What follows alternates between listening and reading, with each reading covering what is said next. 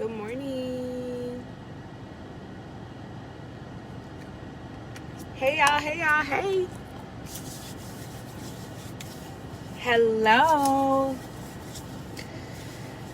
I am headed to work, dropping the boys off.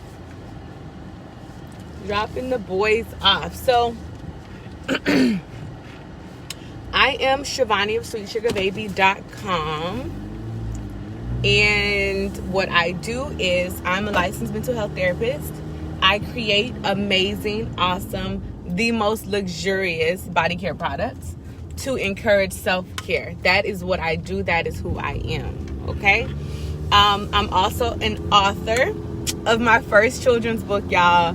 Listen, I'm so proud of this book. I'm so proud of just the release. You guys have been supporting this book. Y'all been buying and purchasing and just everything, and I'm super grateful for it. So my children's book is called Helping Grace and Grieve, and it is a children's book to help children cope with the loss of a loved one. Okay? I think and I know that it's very, very, very important to communicate about grief with children, because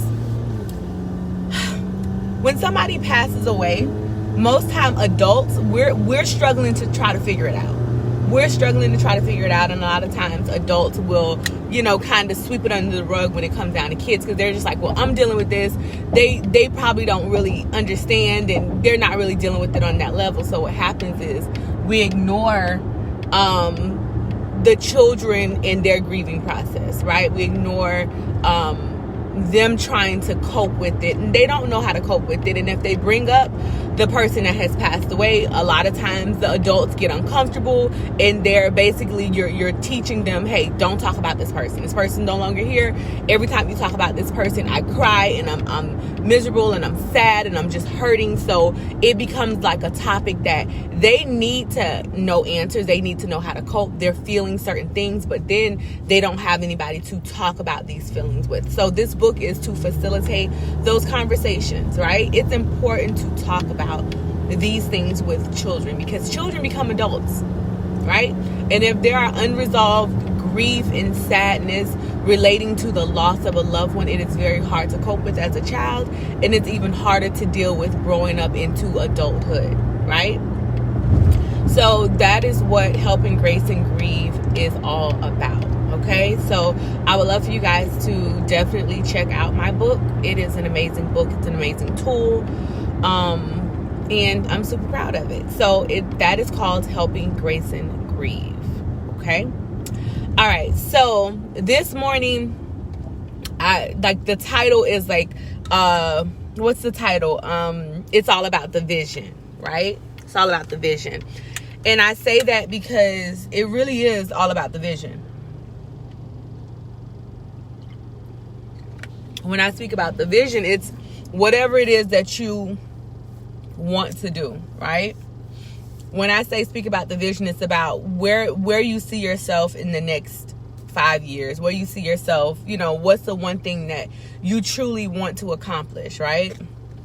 I remember I used to work at home a few years ago. Let's say 5 years ago, I used to work at home, and I used to have a business 5 years ago. That business failed, right? Which is fine, because it taught me a lot. But even I remember sitting at my little home office and writing down my goals. And I remember listening to this lady. I don't know if I was listening to a podcast, and the lady was like, yeah, before I wrote my first book, I would call myself an author, right? Before I had my first speaking engagement, I would call myself a speaker, right? Before I became who it is that I am today, I would just call myself that, right? And that stuck with me. So I remember writing down, I'm an author, I'm, a dynamic speaker, all these different things that I hope to be one day, right? And I've known from when I was a kid that I wanted to write a book. I've known that since the beginning of the time. I want to write a children's book. I love children's book. I read my kids' children's books, and I'm always in awe of just these children's books. I love them, right? I love them. So I remember 5 years ago, I'd be like, I'm an author. I'm an author. I'm a best-selling author. I'm an author. You know, and I would just say it. I ain't write a book. I ain't write nothing, you know, at that time, right? But I remember saying it in, like, putting it in my bio at the time, you know, speaker, author, you know, different things like that.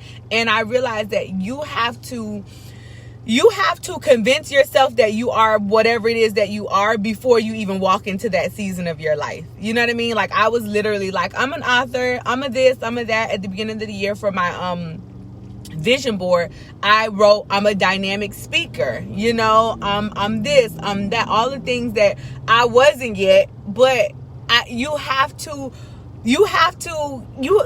affirmations is like you trying to convince yourself that is really what it is. You know what I mean? And it's one of those things where, like, if you call something a thing so much, it becomes that, right? If somebody, you know, says you're pretty enough, you're pretty every day, you're gonna be like, dog, I am kind of cute today, right? So you're convincing yourself. That's all an affirmation is. If you say it every day, if you look on your vision board, it's basically saying something enough for you to start to believe yourself. Because a lot of stuff it feels far-fetched. You know, 5 years ago, I'm like, I'm an author. I ain't write one page out of one book, okay? Had no idea the process of even writing a book or anything, right?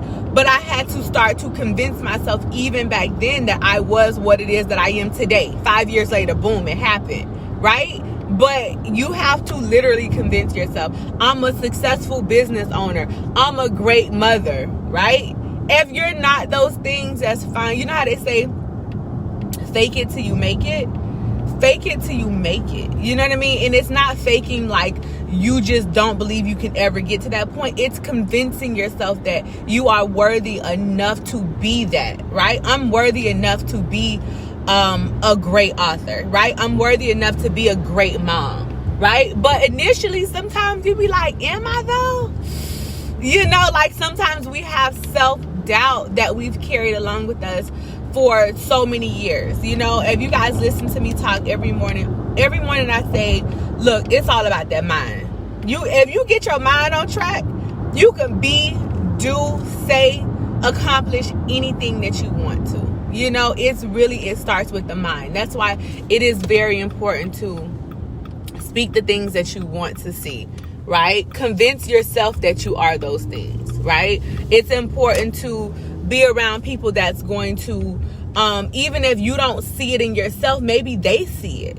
They see the potential that you have. Or if you start doubting, man, I really want to write this book, but I don't really know how I'm going to do it. Man, you got this. You got this. You know, it's important to be around people that when you are not truly convinced yourself, they can try to convince you a little bit too, you know. But then the flip side is it's very important not to be around people that maybe dream killers too. Because if you're trying to convince yourself that you're this best-selling author before you even wrote a page, if you have a dream killer, they're gonna be like, how you a best-selling author, girl, and you ain't even graduated high school? What you talking about? You understand what I'm saying? So it's counterproductive. It's counterproductive. So you want to make sure that you affirm yourself, you convince yourself that you are who you are by saying it before you are even that, right? So the other day, right? So my house, it's a house. I'm grateful for it. God has blessed me, right? But, you know, I'm growing. I'm expanding, right? I feel like I need more space, right? So my mom is there. She's helping me fulfill my orders for sweetsugarbaby.com. And I just sit back for a moment and I was like, man, my next house gonna be so nice. I'm like, it's gonna be big. I'm gonna have my own office space. The kids gonna have room to run around and play. My kitchen's gonna be big. Like, I just literally just sat back for a moment. Instead of complaining about me outgrowing my space, I just started to speak what I want to see. And I want to see a big house. I want to see a office space that I can have all of my business things in. Like, I want to see those things, right? So I just kind of sat back for a minute and was like, man, my house gonna be lit. You know, like, I ain't there yet, but I believe that it will happen for me eventually. Like, I will get to the place where I have a bigger house, a house with enough space, a house that I can entertain, right? A house that's going to suit me and fit my needs, right? Like, that's what I see for myself, and I'm speaking it right now. Like, my next house is going to be immaculate. It's going to be amazing, and I'm believing that. And even if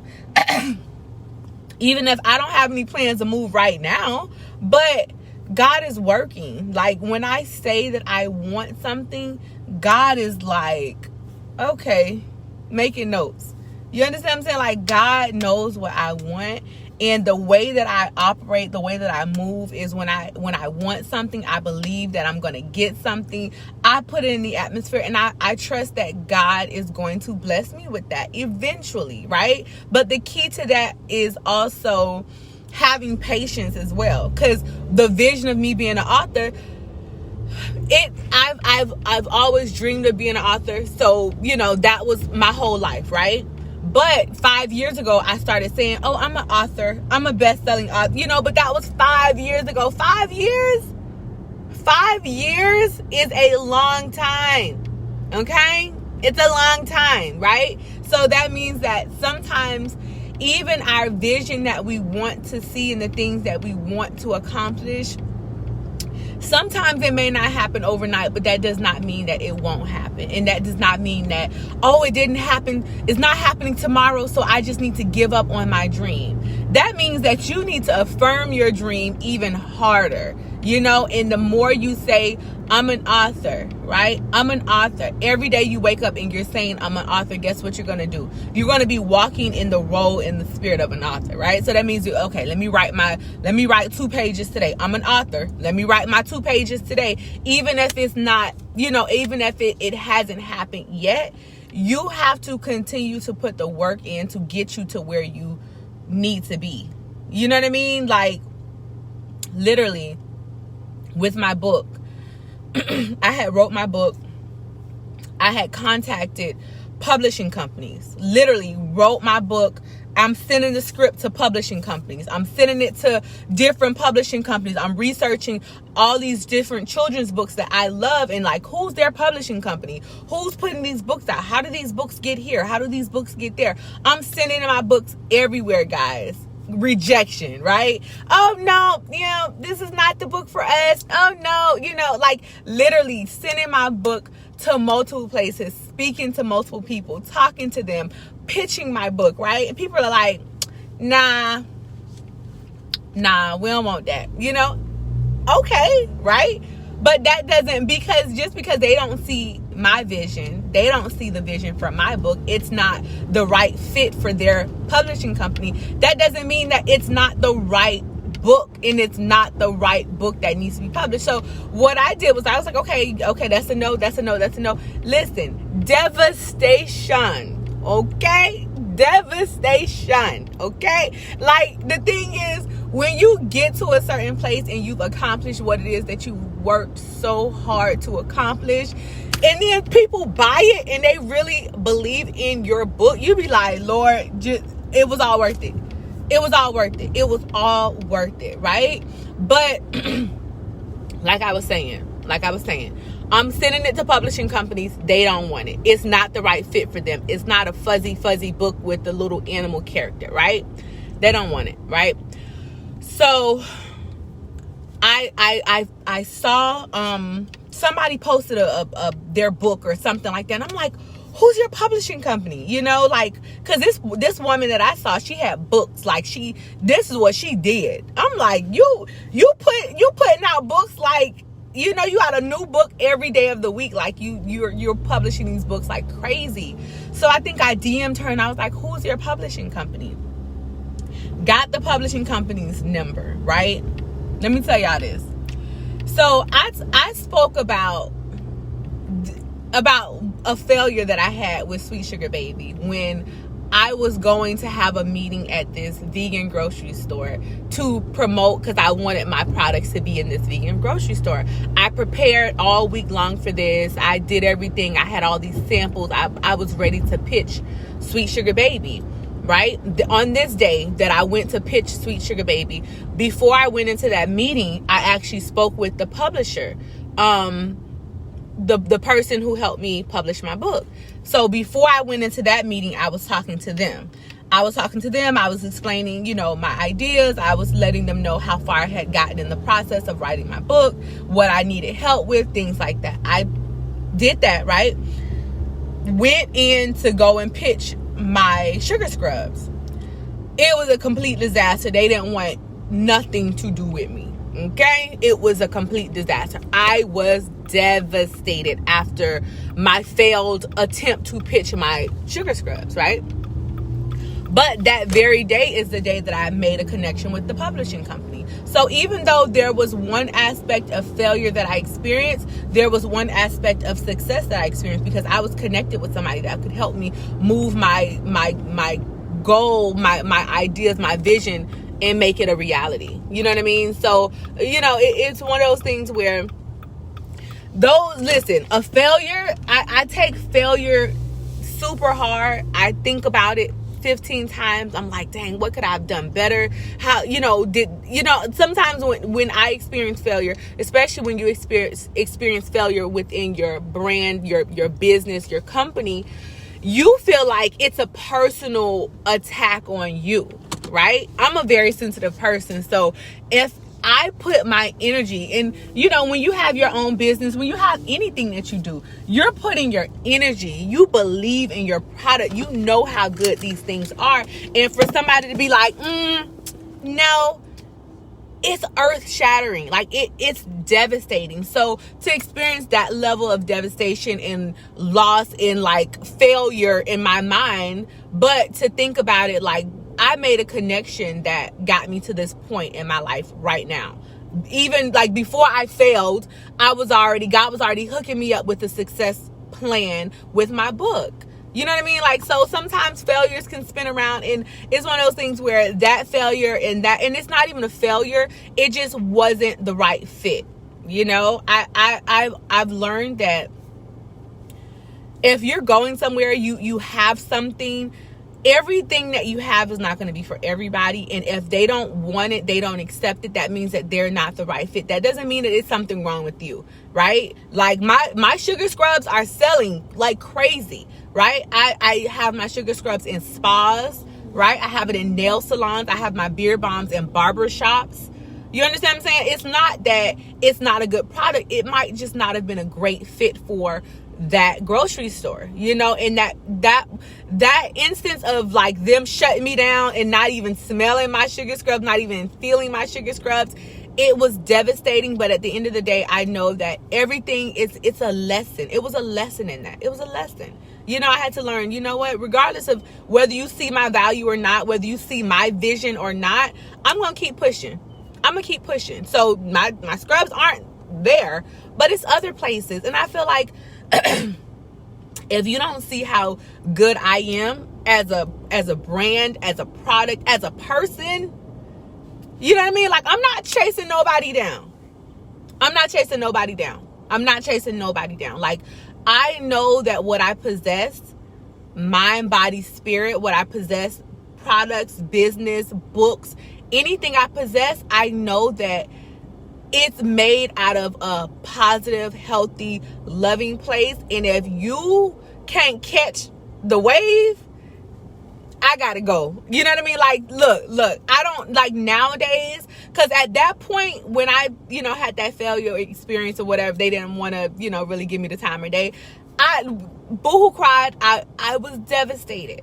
They didn't see my vision, but I was devastated. I called my mom on Boohoo crying and, everything like that. And I had to learn that, like, okay, you don't see it, but other people see it. I'm gonna take my goods and my services and who I am as a person to somebody that wants and that will appreciate it, right? That translates into people too. The moment somebody like lets me know they ain't messing with me like that, I'd be like, okay, all right. I'm not going to be everybody's cup of tea, and that's okay. But I do understand that everybody don't have the same palate, right? Like, so for instance, I like to go to nice restaurants. I like to eat calamari. I like sushi, right? I like, filet mignon, right? Those are things that I like. I have a certain palate, right? Not to be bougie, but I work hard. I like good stuff, right? But you might have somebody that may not be used to filet mignon, and they're like, cook my stuff well done. You done messed up the whole steak. You understand what I'm saying? I can't expect somebody who overcooked their steak to like filet mignon, to enjoy my palate. You know what I mean? Like, it's different strokes for different folks, and everybody's not gonna like you. Everybody's not gonna like your product. Everybody's not gonna like what you stand for, like your books, like your services, like your spirit. Everybody's not gonna like it, and that's okay. But I just know that, like Steve Harvey has a saying, don't let somebody tell you they don't want you more than once, right? That means that the moment you're like, I don't want you, thank you. I don't have to convince you of who I am. If you don't see who I am, I'm gonna keep on moving. You know what I mean? Because there's gonna be people that's gonna see who you are, what you possess, what your products are, what they bring, the spirit that you have. Like, you don't even have to pitch yourself. People are gonna see you and be like, I want some of whatever she got, because she got it going on. You got some people that literally, they cannot see what you have going on, and they're not meant to see what you have going on. And I feel like sometimes that's protection too, because God be like, you know what, if this person really seen what you have going on, they might use, abuse, mishandle you. So some people, no matter how much you like them, no matter how much you want something to work, you want this partnership, you want this business connection, if they don't see it, that's your protection. And if they don't see it, that's your cue. This is not the right. I'm trying to be in alignment, and if I'm connected with you, it's not going to work. It's not going to work. So let me move forward and let me do what I have to do, because the people that I'm supposed to be connected with, the products and the business ventures that I'm supposed to be connected with, it's going to, when I connect with it, it's going to bring me a sense of peace and calm, right? Like, if you've ever been connected with somebody with a certain situation, with whatever, and it's the right fit, you get a sense of calm. You'll be like, okay, this is working out great. Like, couldn't be happier. They understand you understand them. Get in alignment. Make sure, whatever your vision is, make sure you're pursuing it. Make sure you're speaking that vision, even though you don't see it yet. Make sure you're speaking those things that you want to see. Make sure you're killing the self-doubt. You're killing the negativity. You are avoiding people that are dream killers. Like, y'all, we got work to do. This quarantine has taught me that you don't know what's going to happen at any moment, any time. Y'all better get on your grind. Whatever it is that you want to do. If you said, I want to get this degree, sign up for school. We don't have no time to waste. We don't have no time to waste. Time is winding up. Look, y'all better leave y'all mark. Y'all better do y'all job. Y'all better get on it. Stop playing, y'all. Get on it. Whatever it is that you need to get on it today, because time is winding up. We don't know how much time we have. And with everything going on, we don't know when things are going to be back to normal. You know what I mean? Like, so use this time, this opportunity, this space to really do what it is that you want to do. Whatever your vision is, start to talk about it like you're in the present day right now. Hey, I'm a successful author of multiple books. You know what I mean? I'm a successful author of multiple books. Like, or I'm a college graduate. If you're not there yet and you want to be there, I'm a college graduate. I have a successful, thriving, amazing marriage. Even if you're single as a Pringle, okay? Start speaking whatever you want to see. I have beautiful children. Even if you never had a child in your life. You understand what I'm saying? Start speaking. I'm a strong mother, right? I have multiple businesses. I'm happy. I'm in love. Life is working. I'm just amazing. Whatever it is that you don't see yet, Start talking like it's happening right now at this very moment, okay? So speaking of me being an author, I have my book on sale. It's called Helping Grace and Grieve. I would love for you guys to support. You guys have been showing out. Y'all been showing out. Y'all been showing out, and I appreciate it. This book is a great gift to any child that have experienced loss, grief of a loved one. It doesn't have to be of a mother or a father. Our children grieve the loss of grandparents. They grieve the loss of siblings. People are dying from COVID. You know what I mean? Like, honestly, this book is amazing, and it's going to facilitate the conversation about loss and how to cope.